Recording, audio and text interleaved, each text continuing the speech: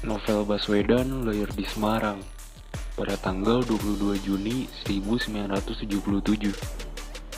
Pria 43 tahun ini pernah mengenyam pendidikan semasa di Sekolah Menengah Atas Negeri 2 Semarang pada tahun 1996, lalu melanjutkan pendidikan di Akademi Kepolisian pada tahun 1998.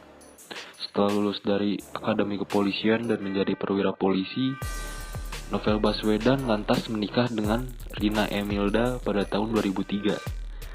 Keduanya menggelar pesta pernikahan di Surabaya. Di usia pernikahan yang menginjak 17 tahun, Novel dan Emil dikaruniai 5 orang anak yang bernama Balkia Zahira Verina, Makila Ashhadia Verina, Zara Hadijah Verina, Nazila Rania Verina, dan Umar Novel Baswedan. Sebelum menjabat sebagai penyidik di KPK, Novel Baswedan telah banyak memiliki pengalaman dalam menyelesaikan berbagai masalah kriminal hingga kejahatan politik.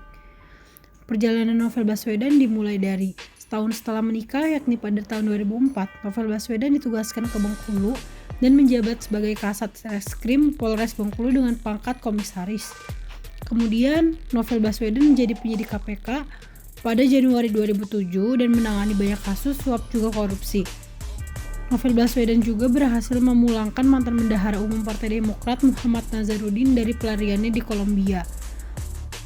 Kemudian, Novel Baswedan mampu mengungkapkan kasus Wisma Atlet yang ikut menyeret anggota DPR sekaligus mantan Putri Indonesia yaitu Angelina Sondak.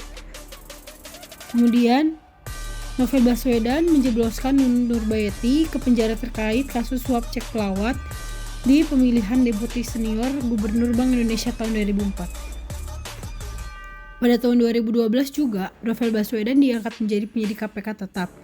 Dan yang terakhir, Novel Baswedan mampu membongkar korupsi simulator SIM di Polri.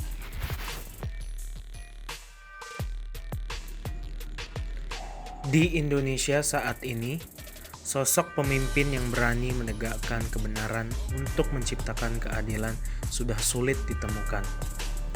Bagi kami, Novel Baswedan adalah role model pemimpin yang seharusnya memimpin para rakyat kecil yang butuh keadilan.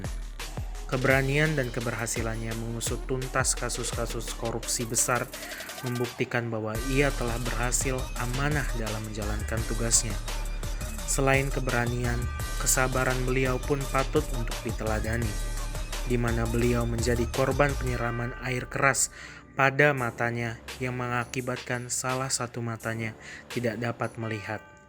Dan itu semua tidak membuat dia mundur dan gentar untuk terus menegakkan keadilan.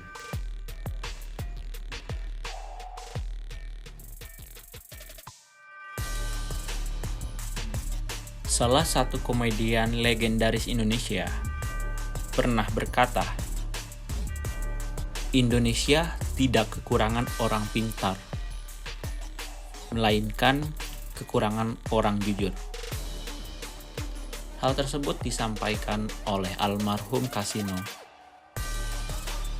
Pepatah Kasino tersebut menggambarkan dan menegaskan bahwasannya saat ini sosok pemimpin yang dibutuhkan untuk Indonesia adalah mereka yang jujur, berintegritas, dan berani untuk membela mana yang seharusnya dibela, mana yang seharusnya mendapatkan keadilan.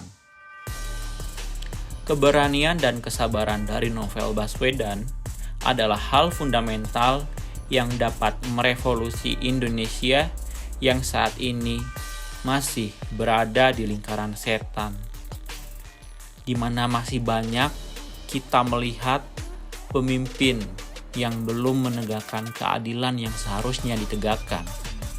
Pemimpin yang belum berpihak kemana seharusnya ia berpihak. Bukan hanya untuk pemimpin dari kelompok orang saja, tetapi untuk diri kita sendiri. Setiap individu haruslah menjadi pemimpin terbaik untuk dirinya sendiri.